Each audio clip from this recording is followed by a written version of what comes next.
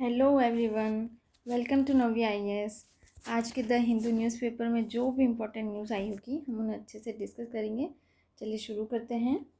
सबसे पहले आर्टिकल है बिल्डिंग हजार्ड्स। ये जो इमारतों में आग लगने का खतरा है ये उसके ऊपर पूरी न्यूज़ आई है। हम देख लेते हैं क्या क्या बताया गया है इसमें। अभी पूर्वी दिल्ली में एक घटना हुई है जिसमें 9 लोगों की मौत हो गई, 15 लोग जो हैं घायल हो गए।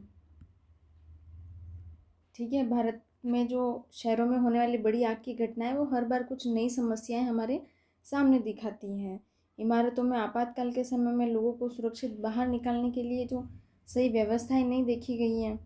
ठीक है, जो व्यवस्थाएं हम बनाते हैं हमारे सुख सुविधा के लिए वो अक्सर जो है घातक साबित होती है। जैसे कि इलेक्ट्रॉनिक डोर लगे हुए थे तो वो समय पर खुल नहीं पाए, इलेक्ट्रॉनिक लॉक थे उनके अंदर।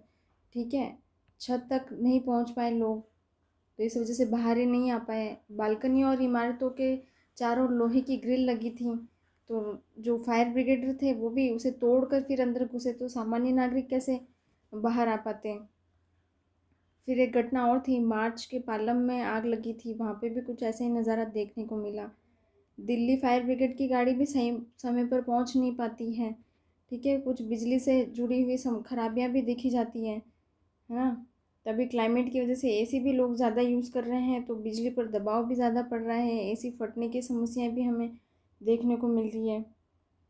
ठीक है, तो इस प्रकार से पूरा यही आया है कि हमारे जो देश में है वो थोड़ी समस्या है आग लगने की, और जो आपदा प्रबंधन है, डिज़ास्टर मैनेजमेंट, वो थोड़ा वीक नज़र आता है हमें। तो हमारे यूपीएससी के लिए कैसे इम्पोर्टेंट है ये डिज़ास्टर मैनेजमेंट का एक टॉपिक उठ कर आता है, ये उससे रिलेटेड है, शहरी आपदा प्रबंधन। ठीक है, भारतीय शहरों में अग्नि सुरक्षा की कमी देखने को मिली है। और दूसरा ये है कि हमें इसे क्लाइमेट चेंज से लिंक कर सकते हैं कि गर्मी बढ़ने की वजह से एसी की जो यूजेस है वो थोड़ी बढ़ गई है और बिजली पर दबाव पड़ने की वजह से इस प्रकार के इंसिडेंट्स हमें देखने को मिल रहे हैं। ठीक है, तो क्या होना चाहिए, इमरजेंसी एग्जिट्स का अभाव, अवैध ग्रिल और लॉक, ये इस प्रकार की समस्याएं हैं। ठीक है, इस पूरी न्यूज़ में वैसे यही था। तो सरकार और नगर निगम ड्रोन और रोबोट को से आग बुझाने की बात करते तो हैं, लेकिन ये सिर्फ एक प्रकार की बुनियादी सुरक्षा भी अभी तक उपलब्ध नहीं हो पाई है लोगों को, तो ये तो बहुत आगे की बात हो जाती है। ठीक है, तो सरकार को इस सेक्टर में थोड़ा काम करना चाहिए। चलिए नेक्स्ट न्यूज़ देख लेते हैं। ये should the abortion law be amendment for minor rape victim. नाबालिग से जो रेप किया जाता है महिलाओं से या लड़कियों से, तो उसके बाद उन्हें गर्भपात कानून में बदलाव होना चाहिए, नहीं चाहिए, मतलब लड़कियों को अब अधिकार है या नहीं कि वो अबॉर्शन करवा सके या नहीं करवा सके, पूरा आर्टिकल उसी से जुड़ा हुआ है। चलिए देख लेते हैं पहले क्या एग्जिस्ट करते हैं लॉ। भारतीय न्याय संहिता बीएनएस, जिसमें गर्भपात को अपराध माना गया है। ठीक है, और दूसरा लॉ है कि medical termination of pregnancy MTP act 1971, जिसमें आप अबॉर्शन करा तो सकते हो लेकिन शर्तों के साथ गर्भपात की अनुमति दी गई है। 2022 में सुप्रीम कोर्ट ने क्या वर्डिक्ट दिया कि महिलाओं और लड़कियों को अधिकार है फैसला लेने का कि उन्हें गर्भपात कराना है या गर्भ रखना है। ठीक है, ये उनका पर्सनल डिसीजन है, ये उनका मौलिक अधिकार है, ये सुप्रीम कोर्ट ने 2022 में कहा था।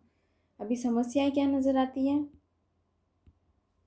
कि कई महिलाएं गर्भपात की अनुमति के लिए अदालत जा रही हैं। ठीक है, तो गर्भपात की जो समय सीमा है वो 24 हफ्ता तय की गई हैं, और रेप पीड़िता अक्सर उन्हें देर से पता चलता है, वो सामाजिक बदनामी के डर से देर से जाती हैं, जो ये समय सीमा है वो निकल जाती है, फिर उन्हें गर्भ रखना पड़ता है, इस प्रकार की समस्या भी देखने को मिली है। फिर कानूनी कार्यवाही के डर से भी वो कई कबार नहीं जाती हैं ना, सामाजिक बदनामी, डर और जानकारी की कमी, डॉक्टर जो है कानूनी कार्यवाही से डरते हैं, तो इस प्रकार की कुछ समस्याएं हमें देखने को मिली है। और विशेषज्ञों का क्या कहना है कि गर्भपात की जो समय सीमा है वो हटा देनी चाहिए। अभी डॉक्टर्स का डर ये है कि पॉस्को और पीसीपी एनडीटी जैसे जो कानून हैं, जो पुलिस केस का डर रहता है, मतलब अगर किसी भी महिला या बच्ची के साथ रेप होता है तो उन्हें और गर्भ ठहरता है तो इसकी जो जानकारी है पहले पुलिस को देनी पड़ती है इस एक्ट के तहत। ठीक है, तो ठीक है, डॉक्टर भी डरते हैं। अगर बच्चियां पहले डॉक्टर के पास जाती हैं, महिलाएं पहले डॉक्टर के पास जाती है, तो डॉक्टर का ये फ़र्ज़ बनता है कि वो पहले इन्फॉर्म पुलिस को करें, उसके बाद आगे जो प्रोसीजर है फॉलो करते हैं पुलिस के कहने पर। ये कानून एमटीपी कानून गर्भपात का है तो सही, लेकिन बहुत सारी शर्तों के साथ लागू होता है, तो डॉक्टर पर एक प्रकार की कानूनी जिम्मेदारी डाल दी जाती है। तो डॉक्टर्स भी डरते हैं ऐसे मामलों में बोलने से या कार्रवाई करने से। ठीक है, फिर नेक्स्ट है इसमें पॉक्सो कानून। पॉक्सो कानून की समस्या क्या है? पॉक्सो कानून क्या है? Protection of children from sexual offence act. ठीक है, इसमें क्या है, नाबालिग के साथ यौन संबंध की जानकारी पुलिस को देना अनिवार्य होती है। इस एक्ट के तहत अगर किसी के साथ कुछ गलत होता है तो आपको जो जानकारी है वो पहले पुलिस को देनी होगी। अभी जो 16 साल की लड़की अगर जाती है तो उसे सामाजिक प्रकार जो बदनामी होती है उससे डर है, कई प्रकार का डर जो है उसे लगा रहता है ना। कुछ विशेषज्ञों का कहना है गर्भपात मांग पर होना चाहिए। कानून अगर सख्त होता है तो महिलाएं असुरक्षित रास्ता अपनाती हैं, जिससे कि उनके स्वास्थ्य पर बहुत ज़्यादा असर पड़ता है या फिर मौत होने का भी खतरा कई कभार देखा जाता है।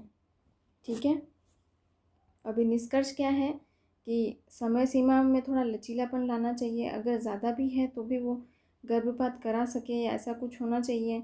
डॉक्टर की जो को कानूनी सुरक्षा प्रदान करनी चाहिए। अगर डॉक्टर पुलिस को इन्फॉर्म भी करते हैं तो डॉक्टर की सुरक्षा की जिम्मेदारी भी पुलिस की होनी चाहिए। सुरक्षित और आसान स्वास्थ्य सेवाएं होनी चाहिए। ये जो पॉस्को और एमटीपी कानून में थोड़ा बेहतर तालमेल होने की ज़रूरत बताई गई है। ठीक है, भारत में गर्भपात कानून कागज़ पर प्रगतिशील दिखाता है, लेकिन ज़मीन पर जो है कई बाधाएं हमें देखने को मिलती हैं। ठीक है, इस न्यूज़ में भी इतना ही था। चलिए हम नेक्स्ट देख लेते हैं। ये जो अमेरिका और ईरान का जो वेस्ट एशिया में युद्ध चल रहा है ये अभी कुछ ज़्यादा लंबा भी हो गया है। अमेरिका जो है घुटने टेकने की मतलब समझौता करने के बजाय अपने शर्तें थोपता रहता है ईरान के साथ। ठीक है, इसके ऊपर आया है पूरा आर्टिकल, उसी के बारे में है।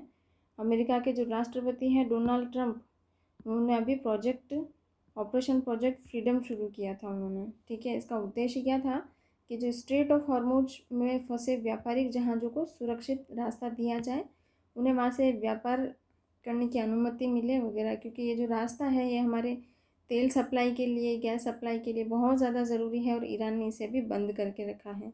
ठीक है, तो उन्होंने ऑपरेशन प्रोजेक्ट शुरू किया, ऑपरेशन प्रोजेक्ट फ्रीडम। ठीक है, लेकिन अमेरिका का जो सैन्य अभियान है सिर्फ 50 घंटे तक ही चला। ईरान ने जवाब में अमेरिकी युद्धपोतों पर भी हमला किया और यूएई के तेल टैंकरों को भी निशाना बनाया। ये सब चल रहा है वॉर में। ठीक है, अमेरिका अपनी घोषित लक्ष्यों को हासिल नहीं कर पाया। स्ट्रेट ऑफ हॉर्मुज जो है वो अभी भी बंद है, तेल सप्लाई को खतरा है और ईरान जो है वो अभी भी अपनी बात पर कायम है कि मैं अपने परमाणु कार्यक्रम को भी बंद नहीं करूँगा जो उसका चल रहा है, और अपने मिसाइल्स वगैरह भी बंद नहीं करूँगा। ठीक है, ये उसकी 2 शर्तें थी जो अपनी बात पर अभी भी कायम हैं और इसका कोई सॉल्यूशन अभी भी निकल नहीं पाया है। द अनविनेबल वॉर इसीलिए इस आर्टिकल का नाम है कि ना कोई जीत रहा है ना कोई हार रहा है, बस लगातार ये वॉर जो है एक तरीके से चल रहा है और पूरे विश्व की अर्थव्यवस्था को प्रभावित कर रहा है। अगर युद्ध जारी रहा तो तेल की कीमत बढ़ेगी, खाड़ी देशों पर हमले के खतरे बढ़ सकते हैं, दुनिया की अर्थव्यवस्था को प्रभावित कर रहा है और अमेरिका को भी इसमें बहुत सारा नुकसान उठाना पड़ रहा है। इसलिए लेखक ने एडवाइस दी है इसमें कि अमेरिका को युद्ध बढ़ाने की बजाय ईरान के साथ बातचीत और समझौते का रास्ता अपनाना चाहिए, ताकि दोनों पक्ष कुछ रियायत देकर शांति को स्थापित कर सकें। ठीक है, अब ये हमारे यूपीएससी के लिए किस प्रकार इम्पोर्टेंट है। वेस्ट एशिया की जो राजनीति है वो,